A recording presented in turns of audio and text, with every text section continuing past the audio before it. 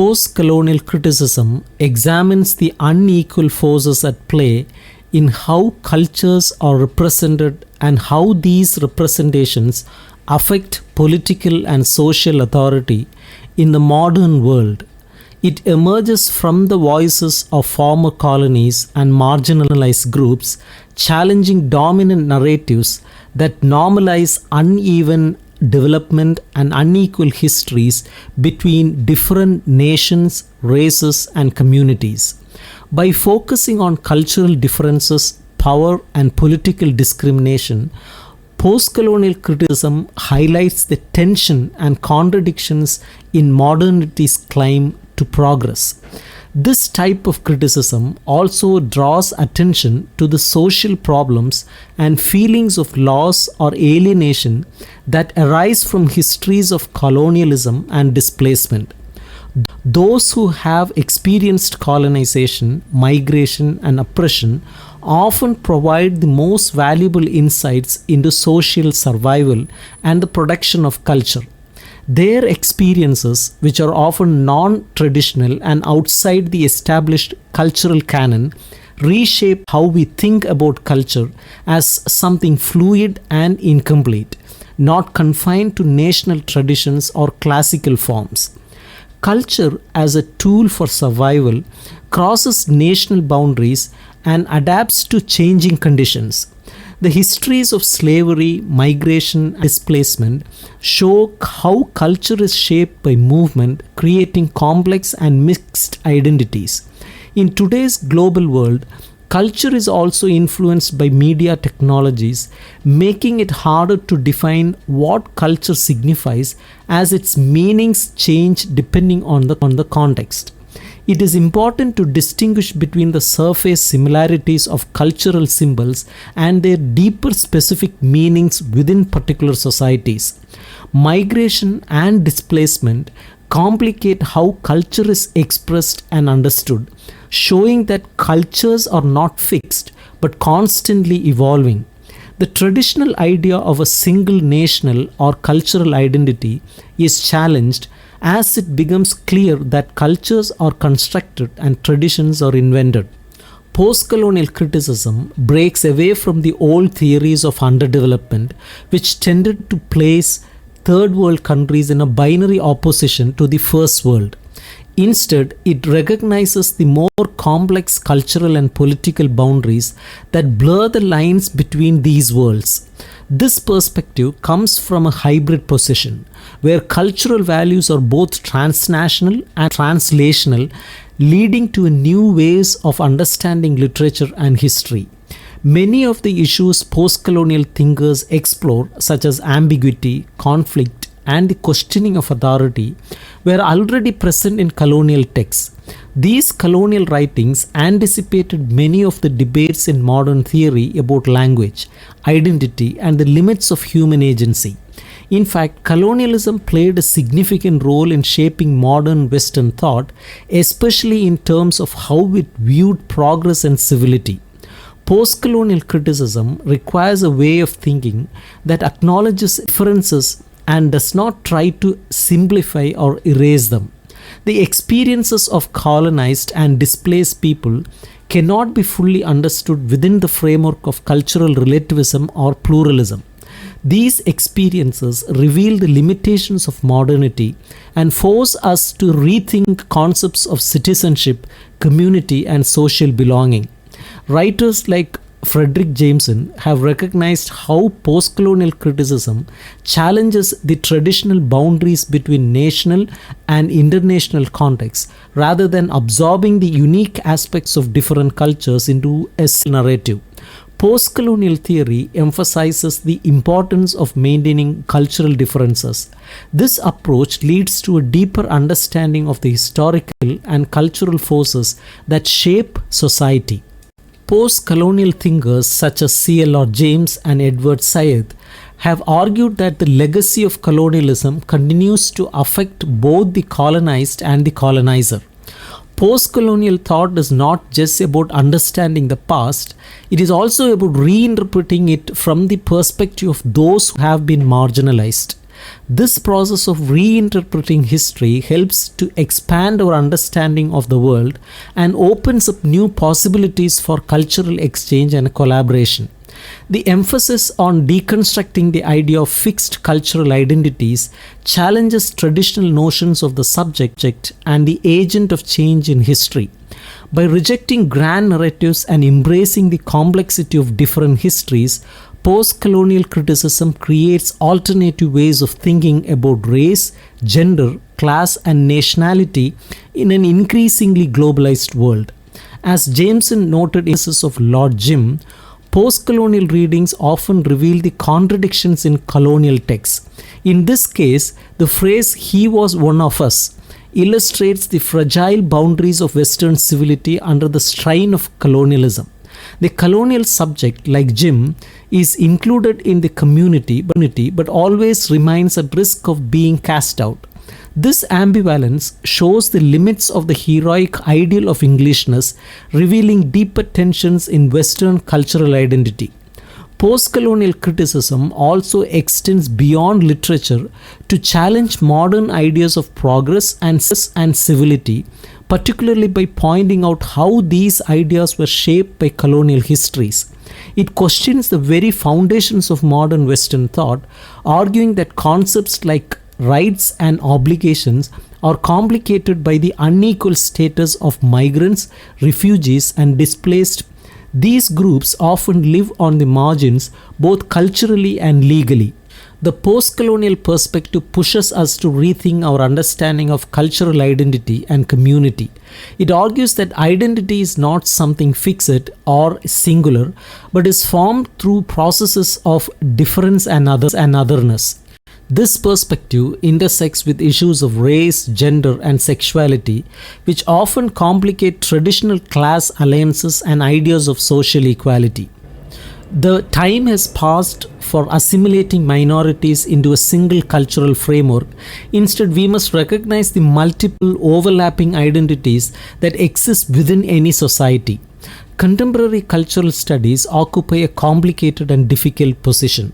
They try to bring together different critical ideas that challenge established norms.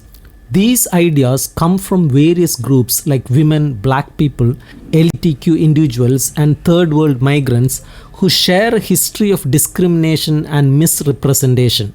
However, the issues that shape these identities, such as gender, race, and the experiences of refugees and marginalized labor, are different in content and often create systems that don't align with one another. As a result, cultural critics use the concept of language to explain how these identities are formed, seeing language as flexible, uncertain, and open to multiple interpretations. Cornel West offers an example of how these identities are expressed. He describes the creation of a new type of black culture that combines African traditions with modern American life. This culture does not come from a single pure source, but is instead a mix of influences from the past and present. Stuart Hall challenges the idea that political or cultural developments follow a straight, predictable path. He uses language to suggest that culture is always changing, influenced by different forces that don't always fit nearly together. Hall's idea is that cultural signs, symbols, and meanings are always open to interpretation. They can be reworked to mean different things and connect to various social issues. This creates a constantly shifting understanding of culture that does not follow a fixed path or have a permanent identity. Cultural difference is not just a matter of accepting diversity, but understanding that these differences often clash and cannot be easily reconciled. This way of thinking about culture is important because it allows for the recognition of histories and identities that do not fit into traditional frameworks. Hall explains that these moments of cultural difference create a space forms of identity where marginalized groups can claim their history and experiences. For example, black critics like Horton Spillers use this approach to reinterpret the history of slavery, showing that it was never a uniform experience but instead a complex and varied one. Paul Gilroy and Houston Baker Jr. explore how black culture, especially through music like rap, creates a sense of community that is constantly changing. These cultural expressions challenge traditional notions of high culture and provide new ways of understanding identity. Henry Louis Gates Jr. that black feminist critics avoid rigid ideas about identity, allowing for more open and flexible approaches to discussing culture. This approach to cultural studies moves away from seeing culture as something fixed and instead focuses on its fluid, shifting nature. It opens up possibilities for marginalized groups to redefine their identities in ways that resist traditional power structures. By emphasizing the importance of language and the act of speaking, this perspective creates space for new cultural identities to emerge. The key idea here is that culture is not something static or unchanging. It is constantly being redefined by those on the margins, those who have been excluded or overlooked by mainstream society. This process is not straightforward or simple. It involves navigating conflicts, contradictions, and differences. But it is process of disconnection and disagreement that new identities and ways of understanding the world can emerge. Roland Barthes provides an example of how language works in this way. He talks about being in a bar in Tangiers, listening to the sounds of different languages and realizing that meaning does not always come from neatly formed sentences. Sometimes meaning exists outside the sentence, in the way words and sounds come together in unexpected ways. This idea reflects the broader theme of cultural studies that meaning and identity are not fixed but are constantly being created and recreated in the spaces between established structures. In a bar in Tangiers, Barthes, half asleep, listens to the sounds around him: music, conversations, chairs moving, glasses clinking, Arabic and French voices blending together. As he reflects on this, his thoughts shift to the chaotic space of a Moroccan market. He sees how words and phrases pass through him, but no full sentences form. Instead, the speech is fragmented, disjointed, and more focused on individual words rather than complete ideas. Barthes realizes that this way of speaking does not follow the traditional rules of language where sentences are complete and structured. Instead, it's something that exists outside the boundaries of conventional sentences, creating a new kind of meaning. At this moment, Barthes starts to question the power of structured sentences, which are often seen as the ultimate form of language mastery. He suggests that the hierarchy of sentences with their complex rules can be replaced by a more fragmented, discontinuous form of text.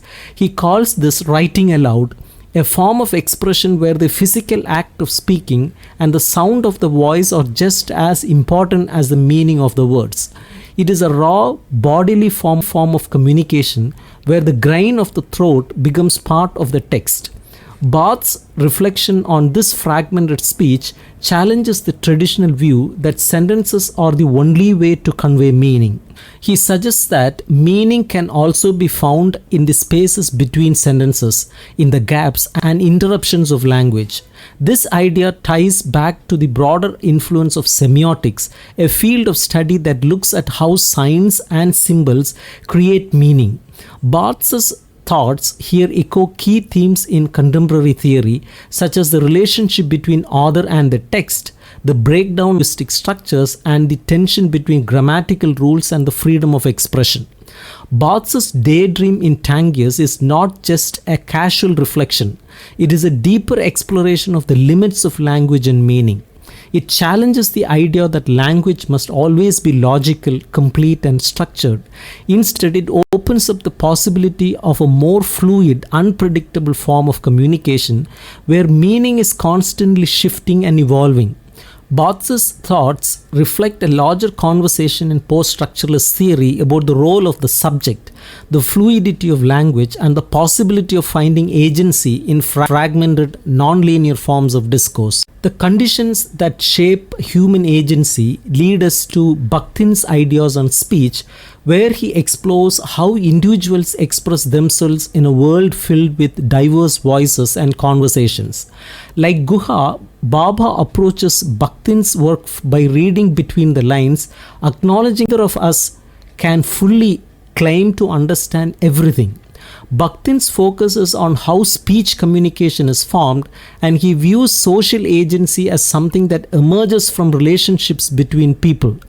Bhabha's interpretation emphasizes the idea of contingency, looking at how differences in time and space allow Bakhtin to describe the transformation of social discourse without centering on the speaker as the original source of meaning. Bakhtin uses the metaphor of a chain of communication to describe how conversations build on one another. This chain reflects both the of ideas and their unpredictable nature. He shifts the focus away from the author as a sole agent of speech, acknowledging that the structure of speech is complex and influenced by many factors. The boundaries between the speaker's words and those of others are blurred, creating a dialogic space where multiple voices interact. This back and forth gives rise to responsive reactions and dialogic reverberations within the conversation. Though Bakhtin recognizes this dual movement in speech, he does not fully address his impact on agency. He downplays the role of performativity or the way speech acts happen in specific times and places. Instead, he emphasizes how everyday life shapes speech, but does not fully explain how specific utterances gain meaning or individuality within this theory. At times, Bakhtin touches on the tensions within speech, acknowledging the many half-concealed voices that shape an utterance. He describes a complex interplay of voices that creates a furrowed landscape of echoes and shifting boundaries. The speaker, no longer seen as a single creator, is instead a part of this broader social discourse. Agency, or the return of the subject, also a role in Hannah Arendt's discussion of social causality. Arendt argues that the uncertainty of political matters stems from the fact that the idea of the agent, the who, is closely linked to the intersubjective realm, the what. This connection cannot be fully resolved, creating a tension between agent and the outcome. Arendt suggests that the agent who begins a process is not always the one who determines its final result. This creates a space of interest between agents where language and action intersect. The relationship between cause and effect becomes more complex, as the agent who initiates a narrative cannot always be identified as the author of its conclusion. This idea introduces the possibility that agency emerges from interruptions or questions within the narrative itself. The point where cause and effect meet reveals a tension between what is contingent, dependent on external factors, and what is indeterminate, unpredictable. This is where agency arises in the space between these two forces. Arendt's writing highlights the complexities of agency, noting that the invisible actor is often an invention arising from confusion. She suggests that the political nature of history is not found in the story itself, but in the way it comes into existence. Arendt resolves some of this ambiguity through repetition, likening the reification of the agent to the imitation found in drama. However, this repetition is different from the contingency agency Bhabha describes. It is more appropriate for a postcolonial context. Arendt's vision of community, where people exist in sheer human togetherness, is largely consensual and does not account for the marginalization produced by the liberal state. Social violence for Arendt represents a breakdown of agency where speech becomes just another tool. Bhabha's focus, however, is on other forms of human togetherness that involve cultural difference and discrimination. In these cases, togetherness may represent hegemonic authority or solidarity against oppression, but it also offers an opportunity for marginalized to challenge the dominant societal norms. This challenge to dominant norms involves what Bhabha calls the return of the subject, where agency seeks to revise and re-articulate the intersubjective realm. In this process, the repetitive nature of agency becomes a form of interruption rather than conclusion. This type of agency disrupts the established order, creating a space for renegotiation. Bhabha's concept of reinscription and negotiation should not be confused with the idea of redescription found in liberal ironist or neo-pragmatist thought, particularly in the work of Richard Rorty. Rorty's idea of social discourse focuses on shared vocabularies where imaginative identification with others is possible as long as certain values like kindness and decency are maintained. However, Rorty's approach does not empower the non-Western other and Western ethnocentrism. In contrast, Bhabha argues that postcolonial perspectives force us to rethink these ideas. For example, Veena Das's work on subaltern agency emphasizes the importance of affective and iterative forms of writing. Das suggests that subaltern agency emerges not through binary definitions of consciousness but through relocation and reinscription. In this way, the subaltern challenges the symbols of authority, shifting the grounds of engagement. This hybrid contesting agency operates in the time lag between established symbols, creating a space for new forms of political action. Dawes's historical argument supports this idea, showing that the nature of conflict shapes the characteristics of the historical moment. Subaltern agency, like the agency described by Frantz Fanon, emerges through the strategic use of historical contingency. Both Fanon describe an agency that is not fixed but fluid, shaped by the specific conditions of struggle.